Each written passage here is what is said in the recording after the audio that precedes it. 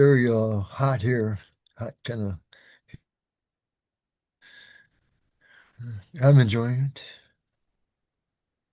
Yeah, it's pretty warm here too. Yeah. Like 95, I think. Yeah.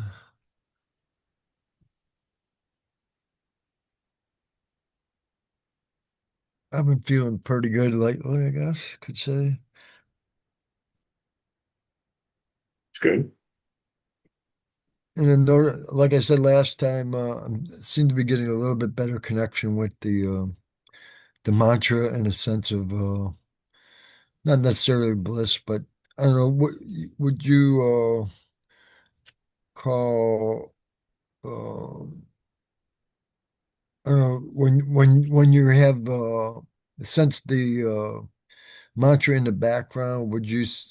Uh, would you say that was bliss or going on, or would you say that that's a subtle sort of a subtlety going on behind along with the mantra? That's what I'm sort of getting. It's like the mantra is opening up a like a subtle background that goes with the mantra, but the I don't have to necessarily have to be doing the mantra for it to be there.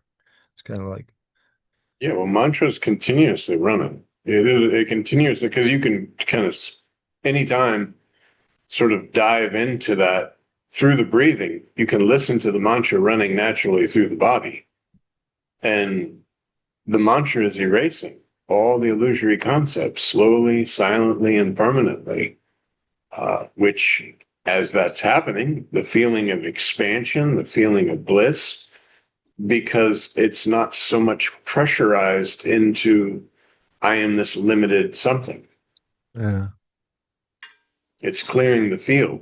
Now, when you say the mantra is running all the time, does that mean is it like actually the sound, the words running? With the breath, just breathing in, breathing out, breathing in, breathing out, breathing in. And after you've done mantra meditation for a while, you're the listener of this mantra slowly. We've talked about before, like a flute.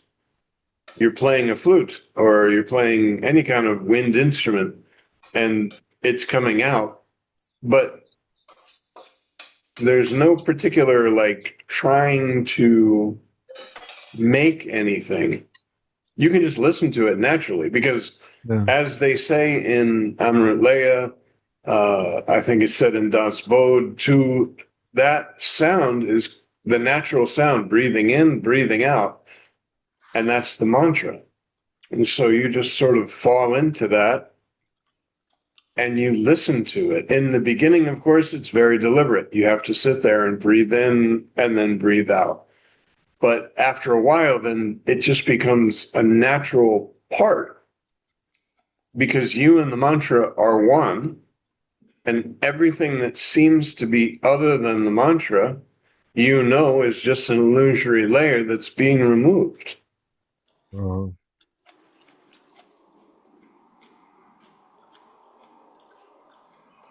because I get that like it's like a continuous sense of bliss or somewhat bliss and or subtlety of spaciousness going without the sound of the mantra.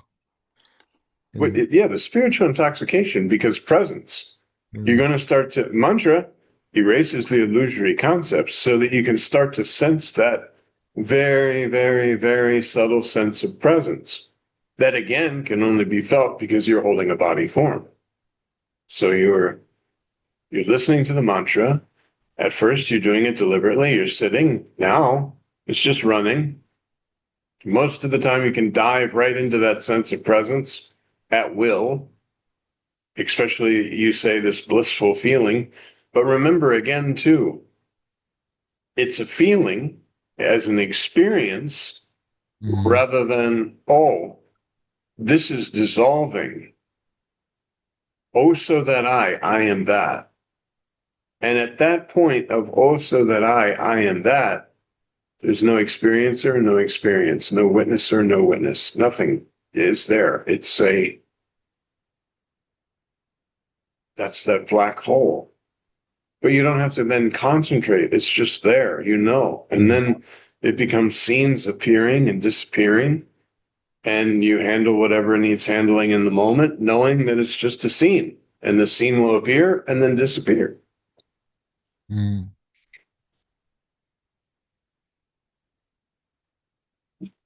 But you don't want to get too caught up in any experiences, whether they be good experiences or bad Right, experiences. right, right. Yeah. Yeah, Even the don't. experience of bliss.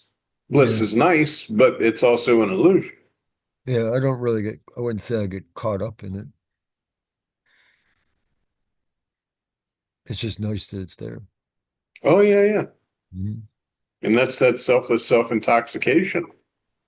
The more you remain with your selfless self, the deeper that's that selfless self intoxication. Maharaj talks about it like the chocolates that they give a child. Give the child a chocolate and to make it happy. And then every time it's doing anything, this chocolate is like a reward. And this is the same with the spiritual intoxication. It's a reward for remaining with your selfless self. But then after some time, there's no you that's remaining with your selfless self. There's no you that's doing the mantra. There's just the reality, the ultimate reality that you are.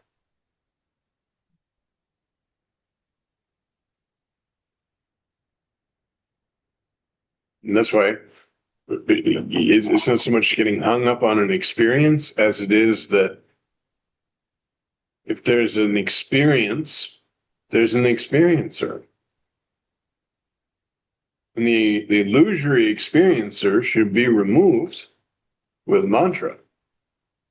Presence naturally will remove the illusory experiencer, just like a magnifying glass on an ant. The more you remain to sense of presence, it burns away thought, it burns away any kind of anything because it's pure. It's just that recognition in the projection, that subtle, just I, just I.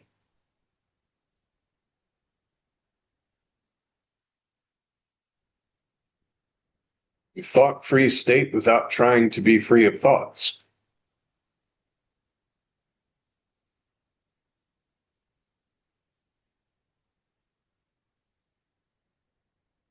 I could say that a lot of times I'm using discriminating thoughts, and they deliver me to the same place. And and then the thoughts it gets to the point where there's no more question. Yeah, well, but again, you don't want to give anything to the mind because Mm. you're hiring the mind to get rid of the mind. And it's not so much getting rid of the mind as realizing that the mind is something separate from yourself.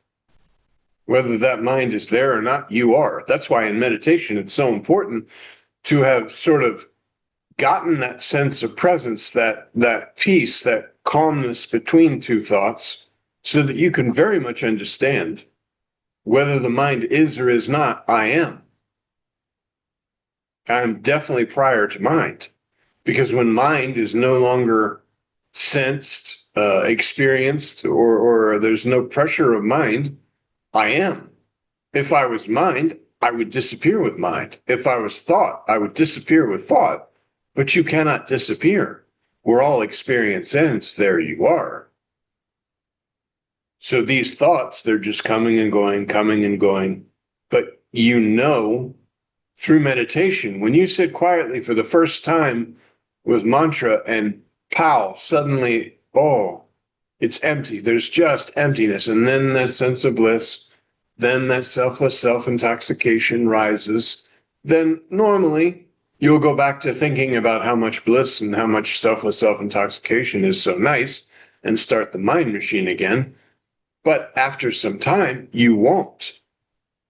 And then whether there's thoughts or no thoughts, I am. Whether there's presence or no presence, I am. What I am cannot be defined. But after everything that can be defined is removed, I am. You are what you perceive. You know you're the perceiver. How? Because you had to be there. Knock, knock. Who's there? Nobody's there. Somebody had to be there to say nobody's there. You had to be prior to the sense of presence or the sense of existence or the sense I am. This I am has appeared to you. And I am is the first illusion that opens the doorway to then more illusion. I am. I am something. There are other somethings. I am in a world. Here's mom. Here's dad. Here's activities. I can do things. I am is the doorway to illusion. And at the same time, to your own self. Because the first experience, I exist. That's the birth of illusion.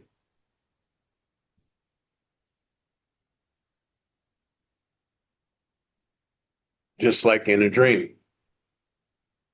Your dream begins when you take a dream body and start going around pretending like you're something. You can't dream formlessly, nor can you think formlessly. Like you say, oh, let's think about my formless self. Mm. But because you're prior to mind, there's no thought. Any thought, idea, image that appears to mind Mm. is a body-based illusion because mind came along with body. Mind can only show you images, thoughts, ideas based on the illusory existence. Mind cannot sit there and say, oh, this is how we were prior to taking birth. That's why Nisargadatta Maharaj constantly points to that. 100 years before your birth, how were you? And if you try to figure that out with mind, you cannot. Well, I have no idea how it was 100 years. And this is because mind came along with the body. All experiences have been shown through the body-based lens. This is why Sri Ramakant Maharaj says it's an antivirus software, the mantra, because your computer is all clogged up with viruses. The viruses are, I am someone in a world. And from every point of view, I take that position. I say, oh, I'm going on a spiritual journey as someone. Oh, I'm going to do this. I'm going to do the mantra as someone. Oh, I'm starting to get it as someone. But that is the wrong file, in which all files, it's like you cannot win trying to give it to mind because the very first file was corrupt. And you say, okay, run all these programs, run the program of world, run the program of body-based knowledge, run the program of spirituality, but it's based on a corrupt file. I am somebody else. Mantra slowly, silently, and permanently removes this, the antivirus software. Oh, so that I am that. It's the opening of the door where there is no door. It's figurative. Just like when you go to sleep at night, there's a door between nothing and the dream world. And you enter that door, so to speak, and you have a dream. If you don't enter through the door of the dream, you have no dream. You're just you. When you enter the dream door, then suddenly you take a body and you begin starting a story. A dream world is projected, all of that. And it's the same in the waking state. The dream door is I exist. You're prior to the sense of existence. That's why, you say, oh, are you God, Brahman? What am I? No, because all of these words came along with the body. And this is why Sri Ramakant Maharaj says, prior to 100 years, did you know anything about Brahman, Atman, Krishna, Shiva, Jivanatman, Moksha, Jivan Mukta, any of it? No. So then it's not important. Well, you figure you also if you're thinking about it, you figure, well, I wasn't here. what prior, whereas you're kind Well, of saying but you were, then you are, you spontaneously just, you see, this theory is again through a body-based perspective. that I wasn't there. The I perspective. wasn't in this present form, correct.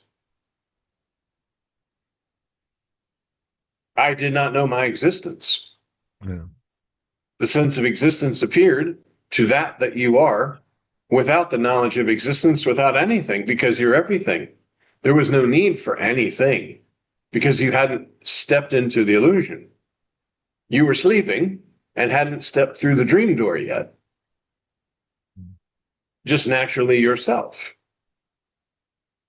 And you'll know this when, again, you start to transfer this identification away from body and more to the sense of presence. I'm more like this sense of presence than I am this body. As you start identifying as a sense of presence, you will remove body, mind, ego, intellect, world, because you very much understand this feeling, this just die, this very, very subtle, blissful feeling. I am more like that than I am this body. But after some time, the understanding will come, and yet I'm perceiving this presence. Therefore, I'm prior to even this formless presence. That's why Maharaj says, if at all you want to compare, compare yourself to sky or space. And you're more subtle than sky or space. So you are more subtle than the sense of presence. Whether presence is or is not, you are. So then someone says, what happens when I die? No. Whether presence is or is not, you are. Body came along with the sense of presence and the illusory key that opened the dream door, whether it be waking dream or dreamy dream.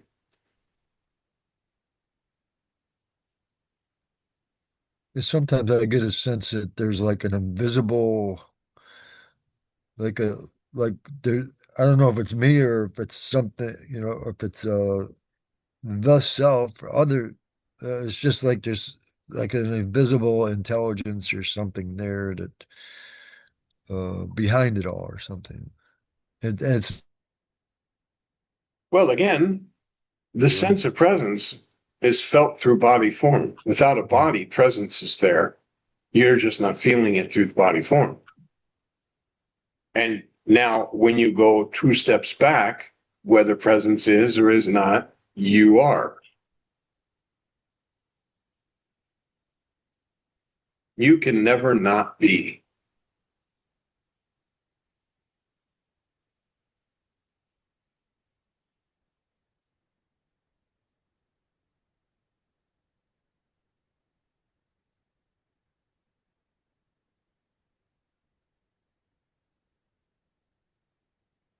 that's why sometimes intellectually I get hung up on the idea when you say nothing. I also think, well, it's not, it's not the concept of nothing. It's not, it's a being of nothing or something like that. It's the absence of everything. Yeah. Nothing, not as a concept of, oh, I have nothing in my hands. It's the absence of everything. But it's not even But where present. all experience ends, there you are. So you are the knower of the absence of everything. Hmm.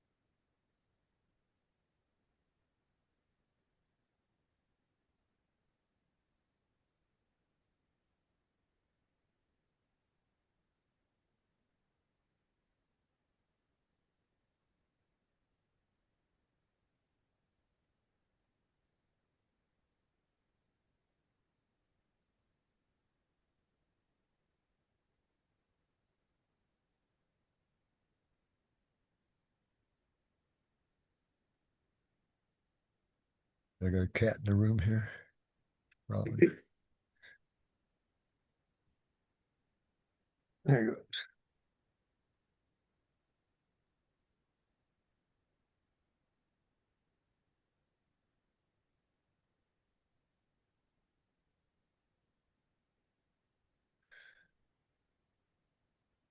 I guess I do keep myself entertained on giving it over to mind. But Yeah, but there's no need to do this. yeah, And the more you do this, the more you're just kind of prolonging because it's hiring the thief to catch the thief, as Sri Ramana Maharshi says. You have to take one thorn, remove the other thorn, throw both thorns away. Don't keep the other one thorn. it's sort of it's like it seems like it helps me to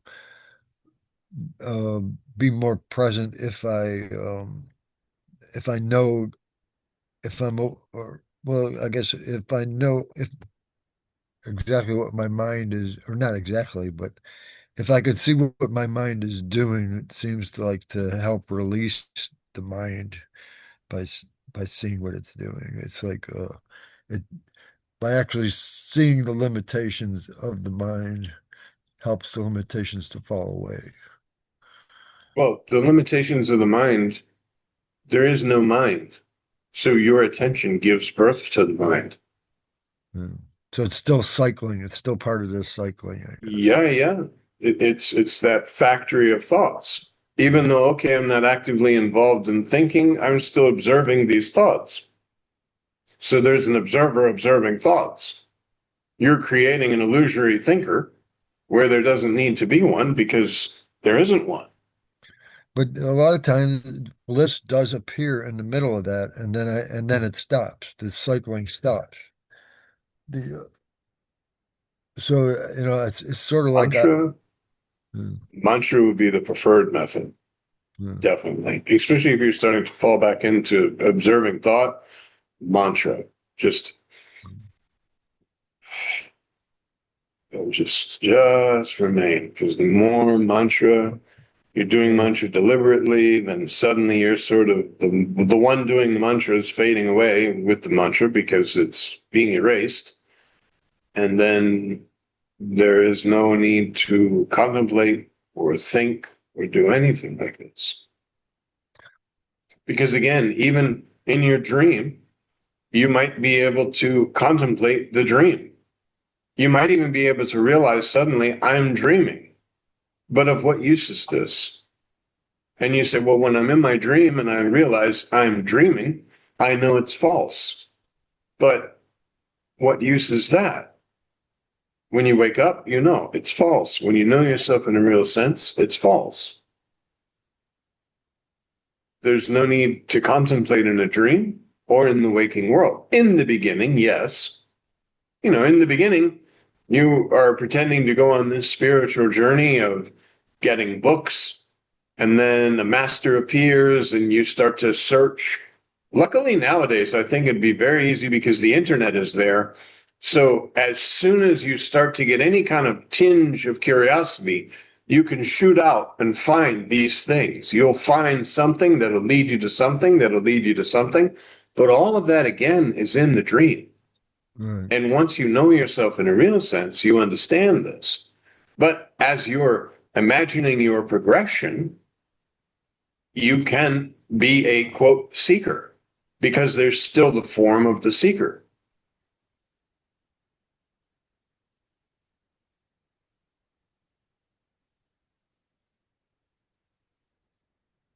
but it's a role.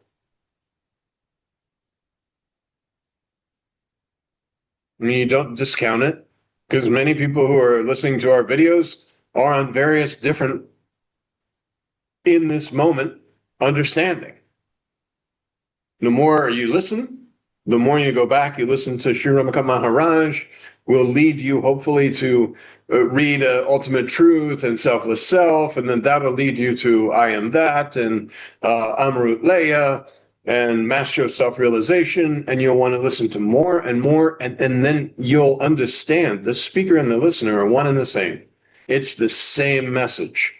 Unless, of course, you find somebody who says, send me $150 a month and, you know, practice standing on your head and also make sure you have this diet made specifically by my corporation, then this is not so good. But if it's a true path, the message is the same. Accept your selfless self. There's no God, no Brahman, no Paramatman, no master. Nothing is there. You are that.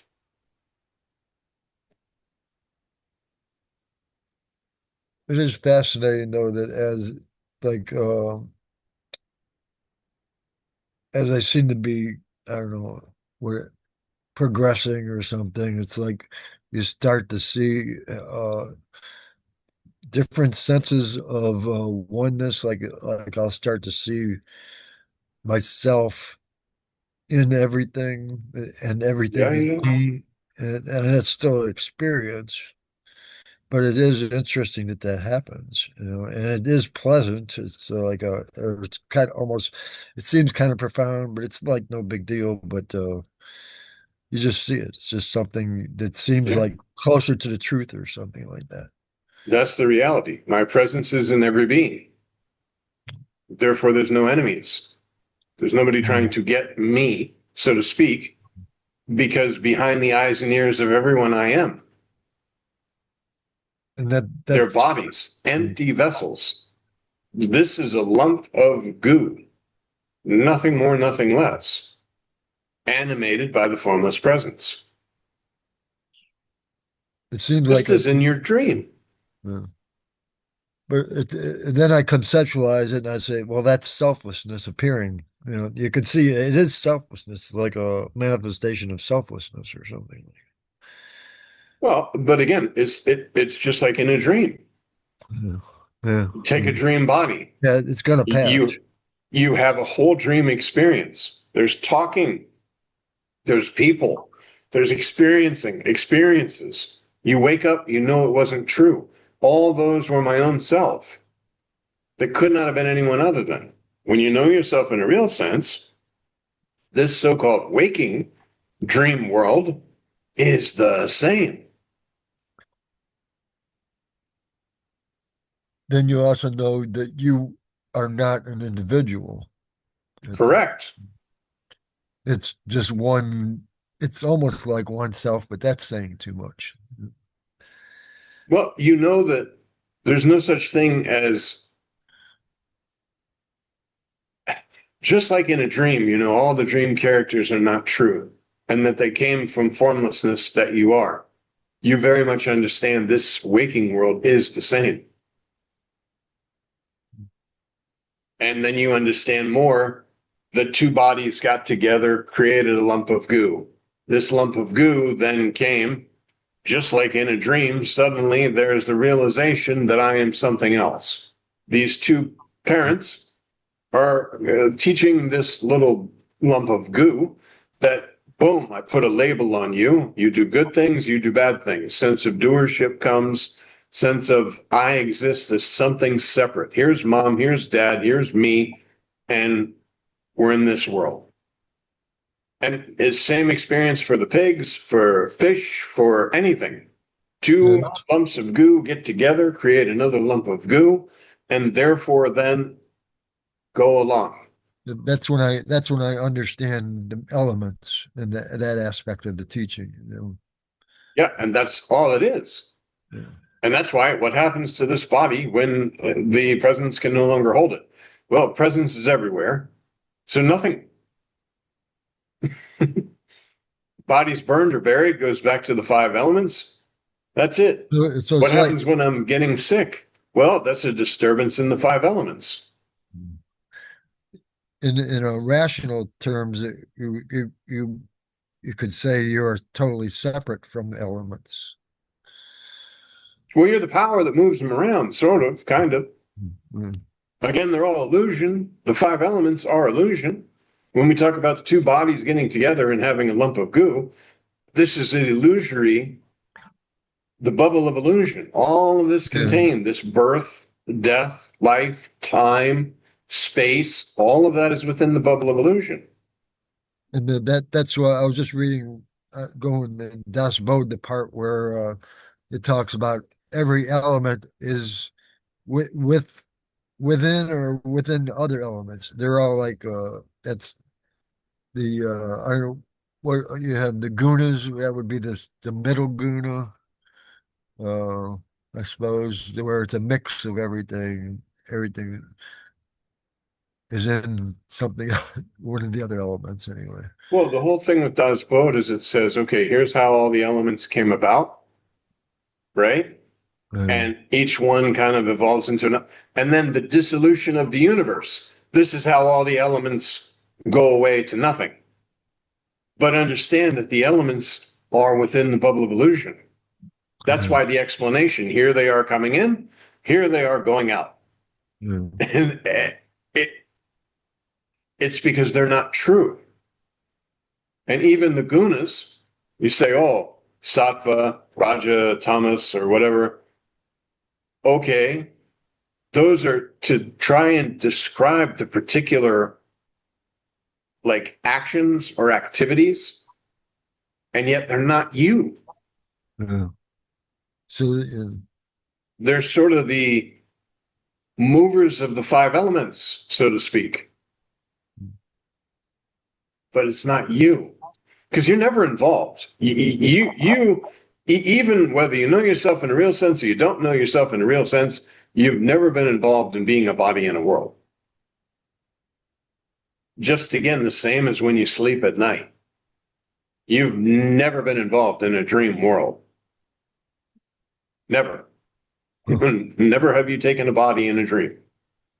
Never has any of that stuff actually ever happened.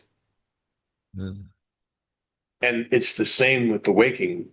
You never have been living this life as the person you thought yourself to be because you're more like the space in the room than you are the objects within that space. The objects in the room can do whatever they want to do, and it doesn't affect the space at all. and there Even if the it's space in the room were to suddenly feel this body and start speaking, the space in the room is not affected. so there would most people would say, or I could even say, well, what's the sense of doing this? But you do point out at times that it is freedom, and that's what we do it is for freedom's sake, I guess. You're living the reality. You're no longer caught up in the illusory thinking that I am somebody else. I am something. I was born, I'm going to die.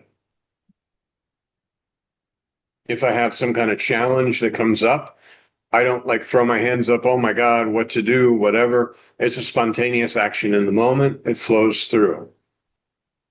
And yes, you can still say, Master, I do this all the time. Master, I'm not sure what to do.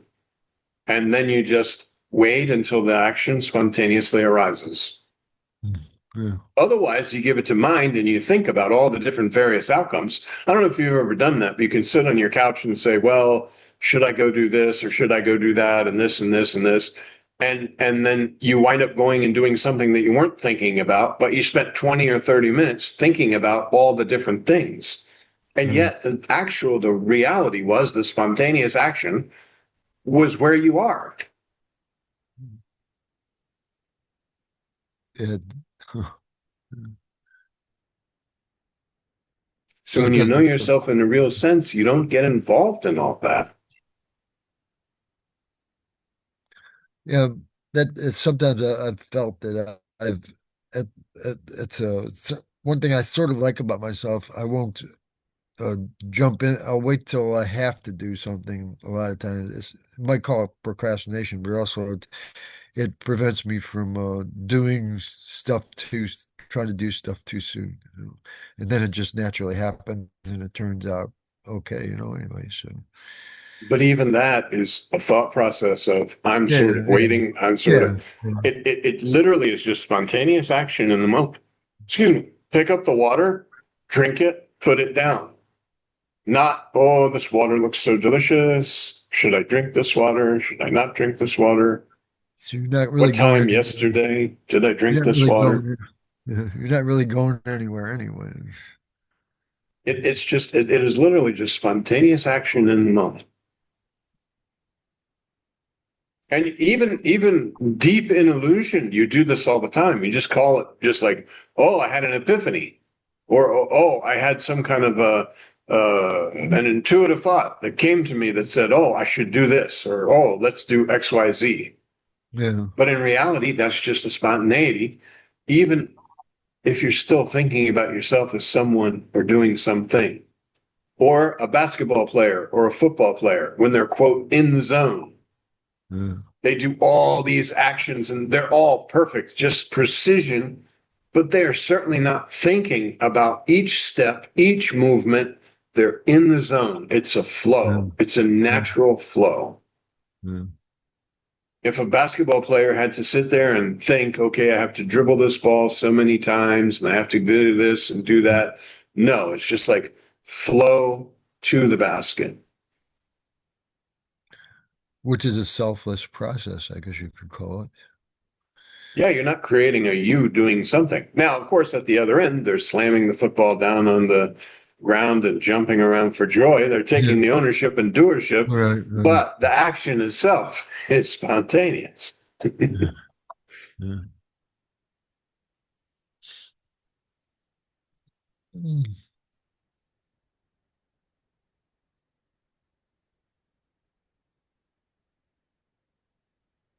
And, uh, I don't know how much time.